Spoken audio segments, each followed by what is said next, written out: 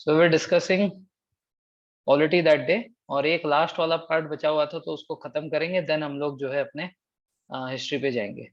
ठीक है, so polity what we have covered so far in polity, we have covered article 1 to 4, है ना, union and territory वाले। Then we have covered article 5 to 11 citizenship वाले। उसके बाद we have also covered article 12 से 35, this is fundamental rights. Then last time we covered 36 to 51, this is DPSP, right? So first part of polity खत्म करने के लिए हम लोग सिर्फ एक आर्टिकल दूर है, दैट इज आर्टिकल 51A। ठीक है, दैट इज फंडामेंटल ड्यूटीज। सो ये जो है फंडामेंटल ड्यूटीज, आर्टिकल में दिख रहा है 51A लिखा हुआ है कैपिटल में। जब भी ऐसे कोई ABC आता है, इसका क्या मतलब होता है? What does it mean? It has come through amendment. Okay, ये अमेंडमेंट से जोड़ा गया है। ठीक है, इसका मतलब ये ओरिजिनली कॉन्स्टिट्यूशन में नहीं था, अभी इसको जो है डाला गया है कोई अमेंडमेंट करके। ठीक है, तो सबसे पहले जब हम लोग फंडामेंटल ड्यूटी पढ़ेंगे तो सबसे पहले क्या पढ़ना है? सबसे पहले पढ़ना है कि ये कौन से अमेंडमेंट से आया। So it came by the 42nd constitutional amendment. ठीक है, 42nd कॉन्स्टिट्यूशनल अमेंडमेंट से आया ये इन द ईयर 1976। अभी तक जितना हमने पढ़ लिया है, तो आपने कई बार ये 42nd कॉन्स्टिट्यूशन का नाम सुना होगा। ठीक है, 42nd से क्या क्या आया, चलो एक बार हम लोग 42nd अमेंडमेंट से क्या क्या अब तक हमने देखा वो भी पढ़ लेते हैं। 42nd अमेंडमेंट से अगर हम बात करें तो प्रियम्बल की, हमने प्रियम्बल में 3 वर्ड्स जोड़े थे, है ना, सोशलिस्ट, सेक्युलर एंड इंटीग्रिटी। ये हमने 42nd अमेंडमेंट से देखा। 42nd अमेंडमेंट से हमने 4 DPSP के पार्ट्स देखे थे, है ना, article 39, article 39A, article 43A and article 48A। ठीक है, ये सारे जो है DPSP 42nd अमेंडमेंट से आया था। 42nd अमेंडमेंट के तहत अभी हमने फंडामेंटल ड्यूटीज भी देख लिया। सो ऐसे बहुत सारे और भी चीजें, there are many things more. जब हम लोग अमेंडमेंट के ऊपर क्लास करेंगे तब पूरा बताऊंगा और भी क्या क्या था। इतना समझो कि 42nd अमेंडमेंट से बहुत ज्यादा चीजें चेंज हुई थी। ठीक है, बिकॉज ईयर देखो 1976 है। ठीक है, this is between emergency period. So Indira Gandhi ji ने जो है हमारे कॉन्स्टिट्यूशन में बहुत ज्यादा चेंजेस किए थे उस टाइम पे, इसीलिए 42nd constitutional amendment is also called as mini constitution. इसको मिनी कॉन्स्टिट्यूशन भी कहते हैं। So which of the following is regarded as mini constitution, ये भी क्वेश्चन आ सकता है। क्लियर है? अभी 42nd अमेंडमेंट से आया था। ठीक है, अब इसका मतलब फंडामेंटल ड्यूटीज जो है ओरिजिनली हमारे देश में नहीं था। ऐसे बहुत कम डेमोक्रेसीज है जिसके पास दोनों हो, फंडामेंटल राइट्स भी हो, फंडामेंटल ड्यूटीज भी हो। जैसे अगर हम लोग बात करें ऑस्ट्रेलिया की, उनके पास फंडामेंटल राइट्स है, यूएसए फंडामेंटल राइट्स है, ठीक है ना, फ्रांस फंडामेंटल राइट्स है। ज्यादातर जो डेमोक्रेसीज है सबके पास फंडामेंटल राइट्स है। ठीक है, there are only 2 countries including India जिनके पास fundamental rights as well as fundamental duties है।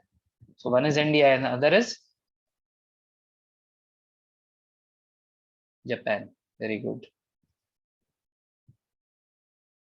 एक इंडिया है और एक जापान है जिसके पास फंडामेंटल राइट्स और फंडामेंटल ड्यूटीज दोनों है। ठीक है ना। सो अभी हमने फंडामेंटल ड्यूटीज कहाँ से लिया? देखो ये ऐसे देश से आया है, ठीक है, ऐसे देश से आया है जहाँ पे वो अपने नागरिकों को कोई हक नहीं देते, वो गुलाम बना के रखते हैं। ठीक है ना, जो गवर्नमेंट है वही सब कुछ करेगी। ठीक है, nothing will be owned by private people, everything will be in the hands of the government. So ये सारे कंट्रीज में कोई फंडामेंटल राइट नहीं है, citizens don't have right, they just have to perform certain duties towards the country. ठीक है, तो ऐसे कौन कौन से कंट्री लगते हैं आपको, हो सकते हैं? एक चाइना और दूसरा रशिया। Very good. ठीक है, देखो आप चाइना बोल रहे हो ना, तो चाइना क्या कंट्री है? कम्युनिस्ट कंट्री है। ठीक है, तो ये कम्युनिस्ट कंट्री, सोशलिज्म वगैरह, ये सब प्रिंसिपल्स कहाँ से आ रहे हैं? तो रूट कॉज क्या है इन सबका? रशिया है ना। रशिया में ही सोशलिज्म, क्या ये क्या बोलते हैं, क्या कम्युनिज्म, ये सब उधर ही आया था। तो रशिया जो है पहले यूएसएसआर था। ठीक है, तो यूएसएसआर में फंडामेंटल ड्यूटीज थे, फंडामेंटल राइट्स नहीं थी। तो हमने यूएसएसआर से जो है फंडामेंटल ड्यूटीज लिए है। We have taken fundamental duties from USSR. Fundamental rights किससे ली थी हमने?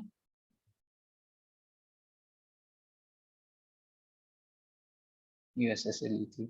ये दोनों चीज याद रखना, fundamental duties from USSR, fundamental rights from USA. ठीक है। यस। नाउ, इंदिरा गांधी जी ने ऐसे सपने में तो नहीं सोचा होगा कि चलो यार आज क्या करते हैं ना, नया काम करते, फंडामेंटल ड्यूटीज डाल देते हैं। ऑब्वियसली बात है, इसके ऊपर काफी सोच विचार किया होगा, कमेटी बिठी होगी, है ना। जो कमेटी है उसने कुछ अपने रिकमेंडेशंस दिए होंगे कि we should add this and this fundamental duties, है ना। सो जो कमेटी इंदिरा गांधी जी ने बिठाई थी, उस कमेटी का नाम है स्वर्ण सिंह कमेटी।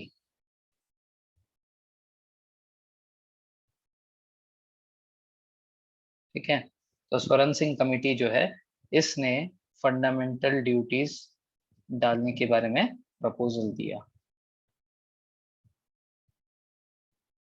ठीक है, this proposal also asked to make fundamental duties justifiable. ठीक है, इसके प्रपोजल में फंडामेंटल ड्यूटीज को जस्टिफिएबल बनाने की बात की गई थी। हाउएवर, इसको जो है, इसको सोनिया गांधी, ये इंदिरा गांधी जी नहीं मानी। ठीक है, so today fundamental duties as it is a part of 51A। 51 तक किसका पार्ट था? आर्टिकल 51। आर्टिकल 51 तक किसका पार्ट था? What was the heading? DPSP का। एंड डीपीएसपी कैसा होता है? How is DPSP non justifiable? Okay, so ये उसी का कंटिन्यू है ना। ये 51A में आ रहा है, तो ये उसी का कंटिन्यू पार्ट है। तो as it is a continued part, hence this is also non justifiable.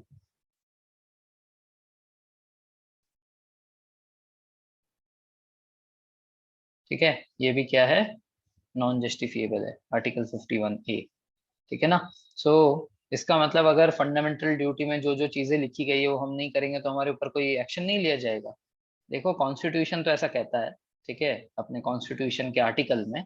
But जैसे कि हमारा सबसे पहला जो फंडामेंटल ड्यूटी है, वो है कि हमें अपने देश की, अपने देश के तिरंगे की, फ्लैग की, नेशनल फ्लैग की, नेशनल एंथम की, इन सब का सम्मान करना चाहिए।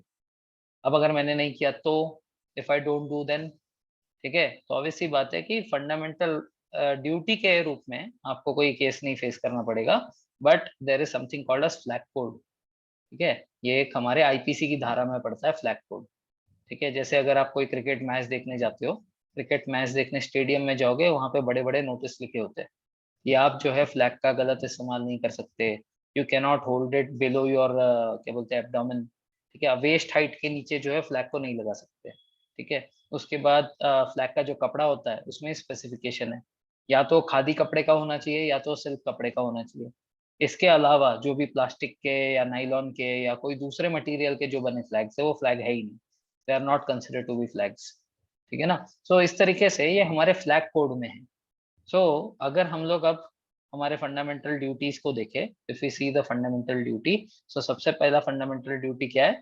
To abide by the constitution and respect its idea, the institutions and national flag and national anthem.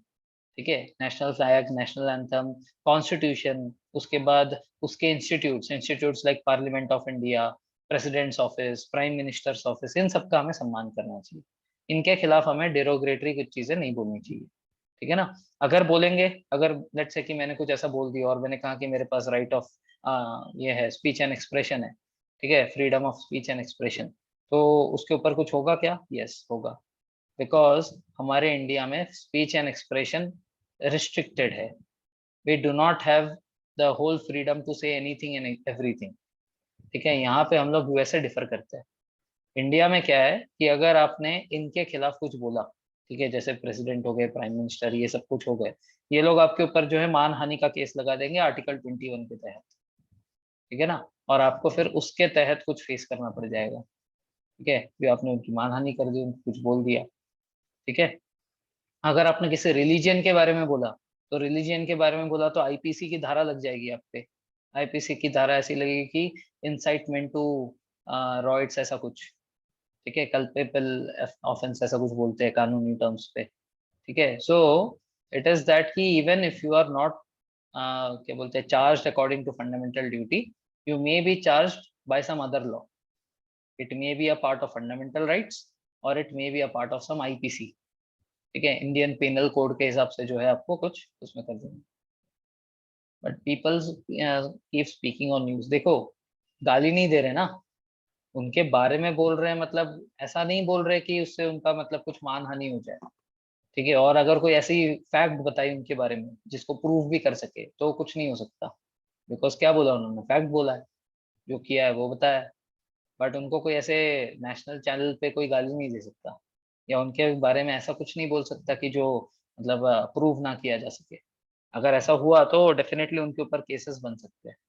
ठीक है, तो ये हो गया हमारा first fundamental duty, to abide by the constitution and respected ideas, institutes and national flag and national anthem. ठीक है, उसके बाद to cherish and follow noble ideas which inspired our national struggle for freedom. हमारे जो freedom fighters है या जो freedom struggle है, उसकी जो है हम लोग उसके नोबल आइडियाज से हम लोग इंस्पायर हो। ठीक है, और उसको हम लोग फॉलो करें, उसको हम लोग जीवन में चेरिश करें।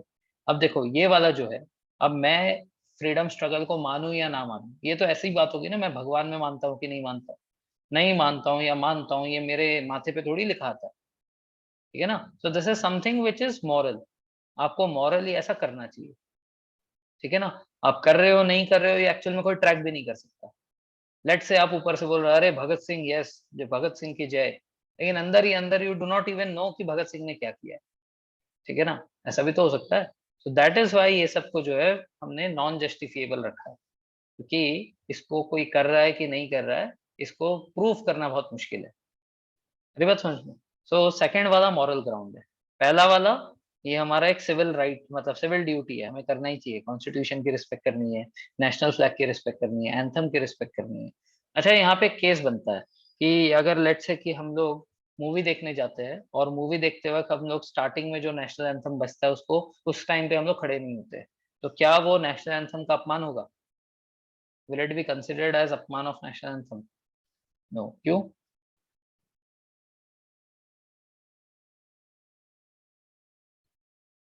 यस, बिकॉज हम लोग रूफ के नीचे है। ठीक है, अगर ओपन ग्राउंड है तो ओपन ग्राउंड में आपको नेशनल एंथम के लिए खड़ा होना ही पड़ेगा, दिस इज कंपल्शन। बट जैसे अगर हम लोग घर में है, ठीक है, या तो हम लोग मूवी देखने के लिए वहां पे है, ठीक है, so it is under roof. जब आप अंडर रूफ हो उस टाइम पे क्या है कि उस टाइम पे it is not compulsory for you to stand, but however if it is played anywhere outside, ठीक है, जैसे कि स्कूल के ग्राउंड में हो रहा है, ठीक है, या कोई ऐसे हॉल वगैरह में हो रहा है, ठीक है, हॉल मतलब नॉट अ एनक्लोज्ड हॉल, ठीक है, ओपन हॉल, ओपन हॉल में हो रहा है, उन सारे जगहों में आपको खड़ा होना पड़ेगा। ठीक है ना, और ऐसा भी होता है जैसे नेशनल एंथम ड्यूरिंग द अब जैसे दंगल मूवी देखी होगी आपने, दंगल मूवी में जब वो कई कोई कंपटीशन में इंडिया को रिप्रेजेंट करती है और वो गोल्ड जीतती है, तो उस टाइम पे लास्ट में जो है एक वो बजता है ना, नेशनल एंथम बजता है। So it is not a part of that. ATM है कहीं, यहाँ पर एटीएम होता था पहले, यहाँ पे नहीं, वहाँ पे आ गए। वो डीआरडीओ के पास। हाँ, ठीक है, can we hoist flag on one ground, मतलब ओपन ग्राउंड? हाँ, यू कैन। ये मैं क्या बता रहा था, मैं बता रहा था कि if movie is having a part which is playing a national anthem, ठीक है, जैसे कपिल देव वाला मूवी था, उसके बाद कोई भी स्पोर्ट्स मूवी में जिसमें हम लोग दिखाते हैं कि कैरेक्टर ने इंडिया के लिए गोल्ड जीता, उस टाइम पे जो नेशनल एंथम बजता है, उसके लिए ये हमारे उसमें फ्लैग कोड में ही लिखा हुआ है कि it is not compulsory for you to stand. उसमें तो लिखा ही है, अगर उस टाइम पे कोई नहीं खड़ा हो रहा है तो उस पर तो कुछ भी नहीं केस बनता।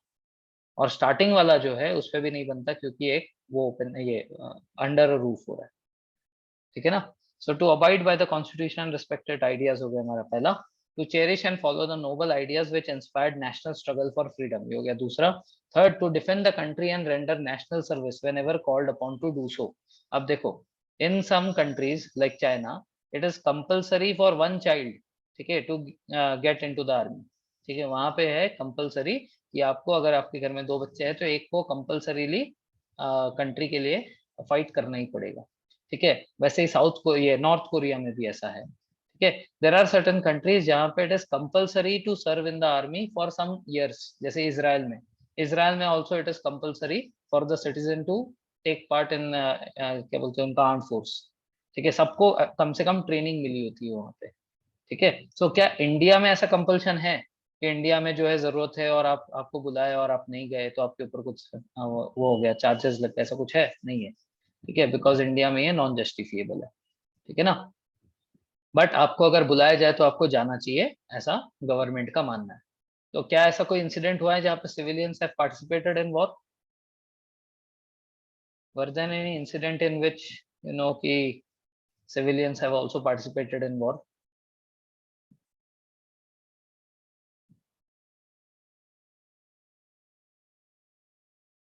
याद नहीं, ओके। 1962 जो है, 1962 में नहीं, इंडिपेंडेंस का तो अलग चीज है। 1962 में जब चाइना ने अटैक किया था, ठीक है, तो बहुत सारे नॉर्थ ईस्टर्न स्टेट्स है हमारे, जिन्होंने, जिनके सिटीजन्स ने डायरेक्टली इनडायरेक्टली इंडिया के लिए पार्टिसिपेट किया था वॉर में। ठीक है, कुछ लोगों ने जो है हमें खाना वगैरह प्रोवाइड किया, कुछ लोगों ने पानी प्रोवाइड किया, जिनको बंदूक वगैरह चलाने आता था। ठीक है, नॉर्थ ईस्ट में बहुत सारे ऐसे लोग हैं। Azad Hind is a different thing. ठीक है, Azad Hind is a different thing, we are talking about after independence, because we are talking about fundamental duties. ठीक है, ये कॉन्स्टिट्यूशन का पार्ट है। ठीक है, सो 1962 में जो वॉर हुआ था चाइना के साथ, उसमें पार्टिसिपेट किया था। ठीक है, फिर 1999 में जब कारगिल में अटैक हुआ था, उस टाइम पे वहां पे जो लोकल खच्चर वाले थे, ठीक है, जो लोग वहां पे खच्चर चराते थे, उनको जो है, उनको बोला गया था कि अपने खच्चरों को और तुम भी हमारे सेवा में लगो। ठीक है, क्योंकि लोअर एरिया से खाना वगैरह पहुंचाना, लोअर एरिया से मेडिसिन वगैरह पहुंचाना, लोअर एरिया से बंदूकें लेकर जाना, ये सब जो है खच्चर के ऊपर हुआ था उधर। वहां पे खच्चर के सिवा और कुछ चल नहीं सकते थे। ठीक है, तो इसके लिए क्या है कि उनको भी बुलाया गया और उनको भी पार्टिसिपेट करवाया गया। तो उन्होंने जो किया, उन्होंने बेसिकली क्या किया, they have fulfilled a fundamental duty. ठीक है ना, तो ऐसे एनसीसी वालों को भी अगर कभी बुलाए तो जाना पड़ सकता है। ठीक है, अगर एनसीसी वालों को भी बोला तो जाना पड़ सकता है, बट अपनी वो नौबत आएगी नहीं।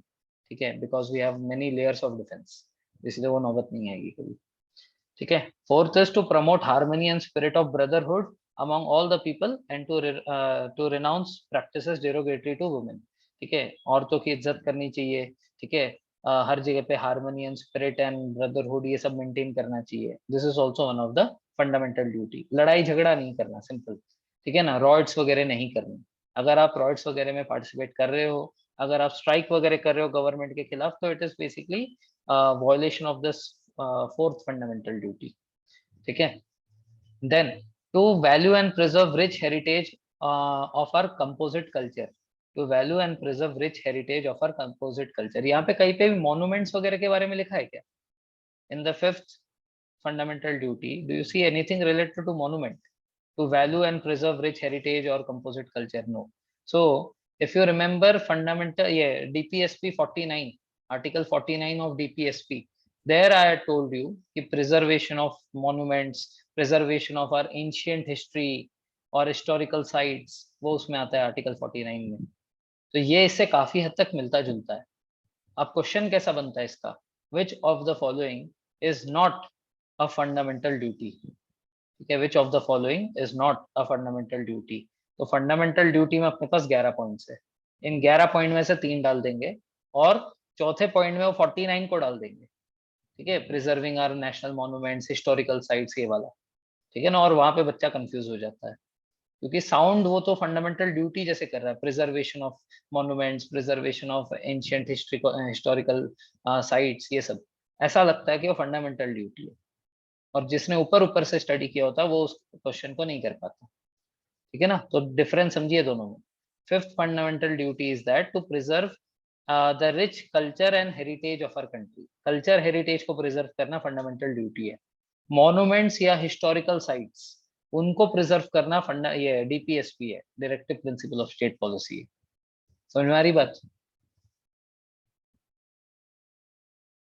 Okay, next is to uphold protect and the sovereignty integrity unity and integrity of India. देश के अंदर जो है हमें सॉवरेनिटी बनाई रखनी है। हमें कोई ऐसा काम नहीं करना जिसके कारण हमारा देश किसी और का गुलाम दोबारा बन जाए। ठीक है, we should always protect our sovereignty. हम लोग सॉवरेन है। आज के डेट में हम लोग अपने फैसले खुद कर पाते। आज के डेट में हमें किसी दूसरे के ऊपर जो है डिपेंड नहीं होना पड़ता हमारे कंट्री के फैसले के लिए। ठीक है ना। इसका सबसे बड़ा उदाहरण ये है कि हमारे देश में वॉर तभी हो सकता है जब हमारे प्रेसिडेंट साहब बोलेंगे। ठीक है ना। जब 1939 में सेकेंड वर्ल्ड वॉर स्टार्ट हुआ था, इंडियंस को भी उसमें इंक्लूड किया गया था। ठीक है, Indians were also included in the second world war and Indians fought from the side of the British. ठीक है ना। तो उस टाइम पे इंडियंस को उस वॉर में पार्टिसिपेट करने के लिए क्या किसी इंडियन ने कहा था? नहीं। सो इंडियंस ने क्यों पार्टिसिपेट किया? क्योंकि इंडिया उस टाइम पे सॉवरेन नहीं था। सॉवरेनिटी का मतलब होता है कि India can decide whether or not to participate in any kind of war or not, and the decision lies in the hands of the president. ठीक है ना। ये है उदाहरण कि हम लोग एक सॉवरेन कंट्री है, हम किसी के गुलाम नहीं। ठीक है। So uphold and protect the sovereignty unity and integrity of India. ठीक है, हमें जो है देश की सॉवरेनिटी बनाए रखनी है, देश के अंदर यूनिटी बनाए रखनी है, सारे लोग जो है मिल बांट कर काम करें, and integrity of the nation. ठीक है, इसको टूटने नहीं देना है देश को। ठीक है। मजहबी लड़ाई नहीं करनी है। ठीक है, हिंदू मुस्लिम या तो स्टेट के बेसिस पे लड़ाई नहीं करनी है। कुछ दिन पहले आपने देखा होगा नॉर्थ ईस्ट में, ठीक है, two states Nagaland and Manipur had fight and brutal fight. दोनों ने एक दूसरे के पुलिस मार दिए थे, क्रॉस बॉर्डर फायरिंग, मतलब स्टेट के बीच में जो पुलिस होता है, पुलिस वाले मर गए थे। ऐसा कुछ न्यूज सुना था आप लोगों ने? यस। ये सारे जो इंसिडेंट है, ये सब हमारी इंटीग्रिटी यूनिटी इन सबको तोड़ती है। तो हम ऐसा नहीं करना। ठीक है ना। Then to protect, improve and have compassion towards national environment, including forest, lake, rivers and wildlife। अब देखो, again this is similar to article 48। हमने आर्टिकल 48 ए देखा था। आर्टिकल 48 ए में हमने देखा था कि हमें वाइल्ड लाइफ को प्रोटेक्ट करना है। ठीक है ना, हमें जो है फॉरेस्ट को बचाना है। ऐसे हमने आर्टिकल 48 ए में भी देखा था। यहाँ पे भी कुछ ऐसे ही है। To protect, improve and have compassion towards national environment including forest, lakes, rivers and wildlife. अब दोनों में डिफरेंस क्या है? दोनों में डिफरेंस ये है कि वहां पे हम लोग सिर्फ वाइल्ड लाइफ की बात करते हैं। ठीक है ना। We are making some laws in order to prevent the wildlife of the country. यहाँ पे एक ओवरऑल पिक्चर है, देश का पूरा एनवायरनमेंट, जिसमें फॉरेस्ट, लेक, रिवर्स और वाइल्ड लाइफ भी आता है। ठीक है ना। सो हमें यहाँ पे इंडिविजुअल लेवल पे फॉरेस्ट को, लेक को, रिवर को, वाइल्ड लाइफ को खराब नहीं करना। जैसे कि इसके तहत क्या आता है, हमें जो है नदी में जाकर कचरा नहीं फेंकना चाहिए। हमें जो है वाइल्ड लाइफ को जाकर डिस्टर्ब नहीं करने चाहिए जंगलों में। ठीक है, उनके जो है पेड़ वगैरह नहीं काटने चाहिए। ये हमारा फंडामेंटल ड्यूटी है। ठीक है। लेकिन लॉज बनाना सिर्फ नेशनल क्यों? क्योंकि हम लोग देश के लिए फंडामेंटल ड्यूटीज पढ़ रहे हैं ना। अब भावनाओं में बह मत जाओ कि अपने ही देश का क्यों, पूरे वर्ल्ड का क्यों नहीं। This is not something given by UN. UN दुनिया की बात करेगा। फंडामेंटल ड्यूटीज कॉन्स्टिट्यूशन का पार्ट है, वो देश की बात करेगा। ठीक है ना। So develop scientific temper, humanism and spirit of inquiry and reform. हमें जो है, हमारा कॉन्स्टिट्यूशन भी कहता है कि हमें इंक्विजिटिव होना चाहिए। What do you mean by inquisitive? Questioning. ठीक है, क्वेश्चन करना चाहिए, क्यूरियस होना चाहिए नए नए चीजें जानने के लिए। ठीक है ना। यस। इंक्विजिटिव का मतलब होता है to have that urge of learning. ठीक है, to know new things, that is called as inquisitive nature. So scientific temper, humanism and spirit of inquiry and reform. ठीक है, हमें देश को बदलने के लिए, ठीक है, इन सब के लिए जो है हमारे अंदर इच्छा होनी चाहिए। To safeguard public property and to give up violence. ठीक है, हमें पब्लिक प्रॉपर्टी को सेफगार्ड करना है और वायलेंस नहीं होने देना है। ठीक है। देखो, even though it is a part of fundamental duty, अभी जैसे आपने उत्तर प्रदेश में देखा होगा कि जितने लोगों ने रॉयट्स में पार्टिसिपेट किया, ठीक है, बहुत सारे लोगों ने जो है रॉयट में पार्टिसिपेट किया था। तो यूपी में क्या किया, उनके उनको जो है सीसीटीवी के जरिए उनको आइडेंटिफाई करके उनके प्रॉपर्टी सीज कर लिए, गवर्नमेंट उनके प्रॉपर्टी ले लिए। ठीक है ना। कुछ दिन पहले मध्य प्रदेश में भी ऐसा हुआ था।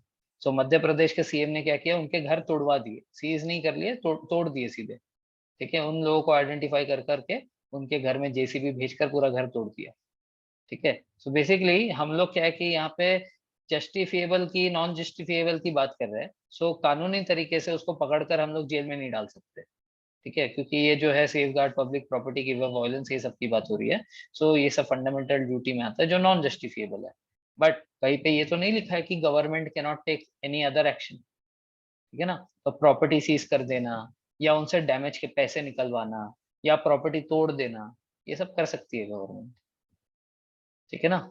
उसके बाद to strive towards excellence in all sphere so that the nation constantly rises to higher levels of endeavour. ठीक है, हमें जो है ऐसी मेहनत करती रहनी है कि जिससे देश का नाम कॉन्स्टेंटली ऊंचा होता रहे। इसीलिए इसी के तहत, इस फंडामेंटल ड्यूटी के तहत, कोई भी ओलंपियन या कोई भी स्पोर्ट्स पर्सन अपने फील्ड में जब अच्छा करता है उसको रिवॉर्ड किया जाता है। जैसे आपने अभी देखा होगा कि जो लोग टोक्यो ओलंपिक्स में मेडल लेकर आए, ठीक है, उनको हर गवर्नमेंट ने कुछ ना कुछ दिया। किसी ने घर दिया, किसी ने 6 करोड़ दिए, ठीक है ना, किसी ने गवर्नमेंट जॉब दिया, किसी ने लैंड दिया 50% कंसेशन में। Why was it done? Because in लोगों ने ये फंडामेंटल ड्यूटी को पूरा किया। कौन सा फंडामेंटल ड्यूटी है ये? To strive towards excellence in all spheres so that nation constantly rises to higher levels of individual. देश का नाम रोशन होता रहे उनके करतूतों के कारण, ठीक है ना। तो ये हो गए हमारे पहले 10, 1 2 3 4 5 6 7 8 9 10, यस, ठीक है, ये हो गए हमारे पहले 10, ठीक है। 2002 में 86th अमेंडमेंट के तहत राइट टू इंफॉर्मेशन आई थी। उस टाइम पे एक फंडामेंटल ड्यूटी और ऐड कर दिया गया था। जो पेरेंट्स है, ठीक है, या जो गार्जियंस है, ठीक है, उनके ऊपर जो है एक और फंडामेंटल ड्यूटी ऐड हो गई कि अपने बच्चे को, जो कि 6 से 14 साल की उम्र का है, अपने बच्चे को आपको पढ़ाना है, ठीक है। It is your duty to make your child, ठीक है, टू लर्न, ठीक है, बिकॉज ये राइट टू एजुकेशन के तहत कंपलसरी हो गया। 6 to 14 ईयर्स के बीच में बच्चे को कंपलसरी एजुकेशन मिलना चाहिए, ठीक है। सो अगर पेरेंट ही उसको स्कूल नहीं भेजेगा तो 6 साल का बच्चा अपने अपने आप थोड़ी जाएगा। लेकिन एक न्यूज में आया था, ये हाल फिलहाल में 1 महीने पहले की बात है, ठीक है, अब कौन सा जगह था मैं भूल गया, बट वहाँ पे एक 6 साल का या 7 साल का एक बच्चा था। वहाँ पे वो एक स्कूल में जाता है और वहाँ के प्रिंसिपल को बोलता है मेरे को राइट टू एजुकेशन के तहत स्कूल में एडमिशन चाहिए। सो ये बहुत वायरल हुआ था, न्यूज में आया था ये, जिसने देखा था।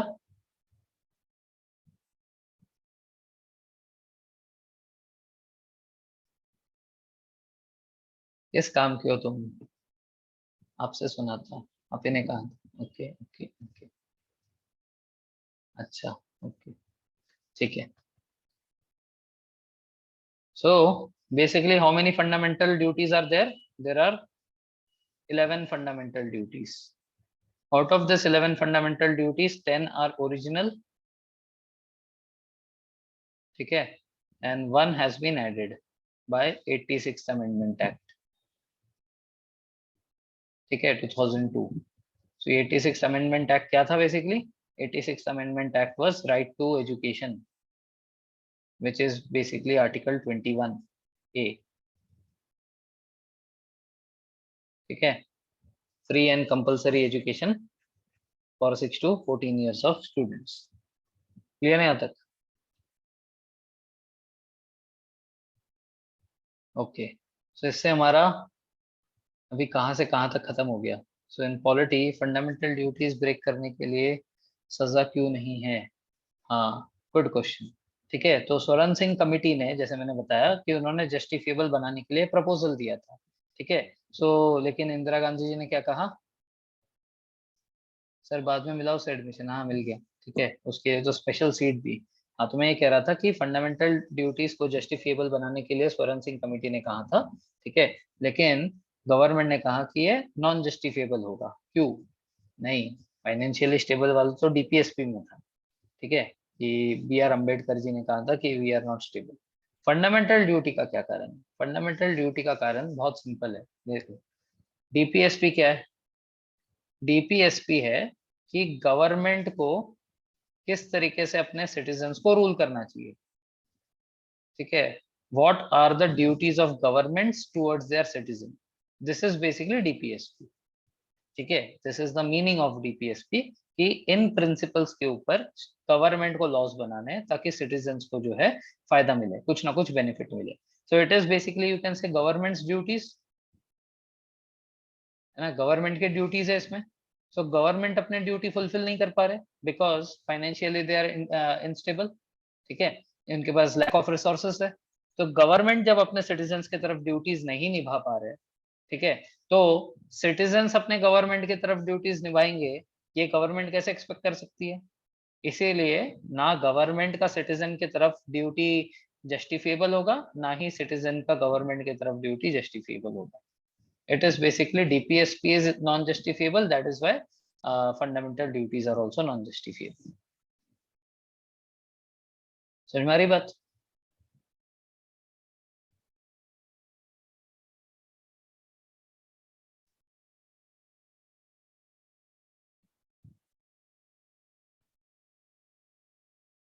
Okay. So what we are done with?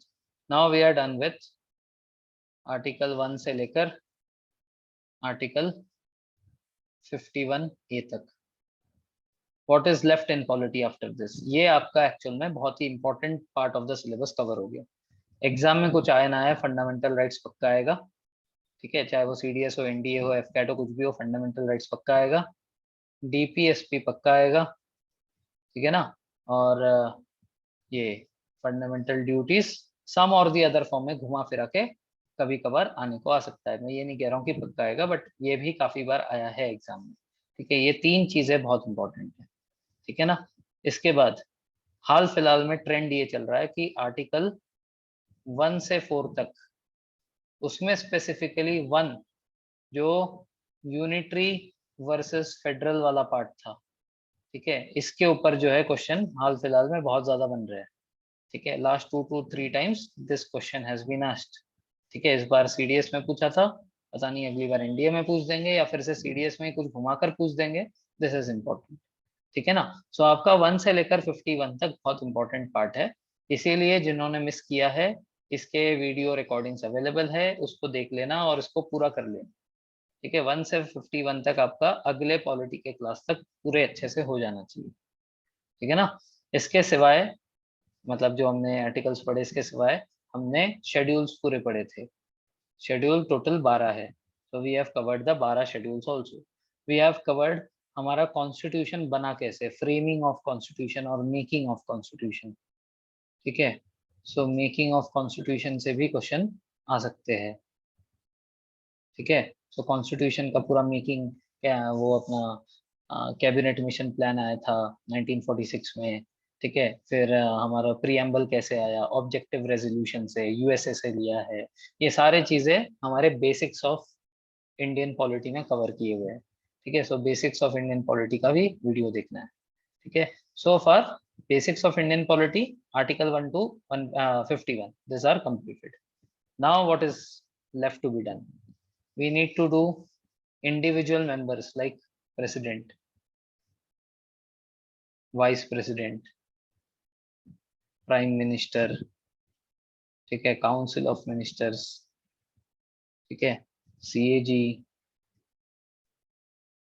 attorney general,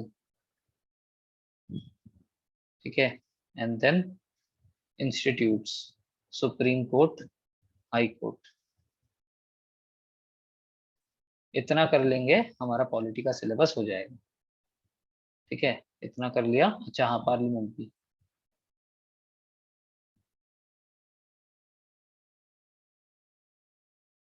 so we are left with this. इतना कर लिया, पॉलिटी खत्म, ठीक है।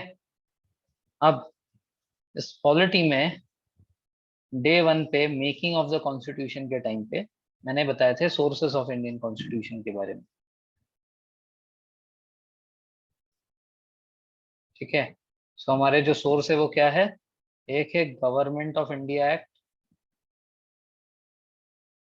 1935 और 10 कंट्रीज, ठीक है। 10 कंट्रीज में से काफी सारी चीजें हमने पढ़ ली है। हमने DPSP जो है आयरलैंड से लिया है, फंडामेंटल ड्यूटी जो है रशिया से लिया है, फंडामेंटल राइट्स जो है वो ये USA से लिया है, प्रीएम्बल हमने USA से लिया है। ऐसे हमने बहुत सारी चीजें पढ़ ली है। समय के साथ साथ हम लोग बाकी सारे ये 10 कंट्री से क्या क्या है वो पढ़ लेंगे, बट ये गवर्नमेंट ऑफ इंडिया एक्ट से क्या क्या आया है इसका डायरेक्ट क्वेश्चन आता है। विच of the following were taken directly from Government of India Act 1935. अब एक दो जैसे फेडरल लिस्ट, ठीक है, state list, concurrent list, union list, residuary power किसके पास जाएगा, ये इससे आया है। ऐसे बहुत सारे चीजें और भी आई है। तो इसको पढ़ने के लिए हमें पढ़ना पड़ेगा historical background of Indian polity. ठीक है, हिस्टोरिकल बैकग्राउंड में basically will see charter act, ठीक है, गवर्नमेंट ऑफ इंडिया एक्ट, ठीक है, उसके बाद रेगुलेटिंग एक्ट, ये सारे एक्ट्स। सो ये सारे हिस्टोरिकल बैकग्राउंड को जानने के लिए आपको जानना पड़ेगा कि ये सब बने कैसे। ठीक है, ईस्ट इंडिया कंपनी को क्या हक था ये सारे रूल्स पास करने का, ये सारे रूल्स बनाने का। सो इन सब के लिए हमें हिस्ट्री में जाना पड़ेगा।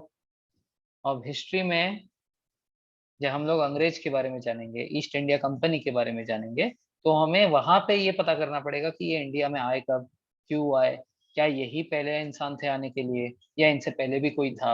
ये सारी चीजें जानने के लिए हमें एक चैप्टर पढ़ना पड़ेगा जिसका नाम है एडवेंट ऑफ यूरोपियंस।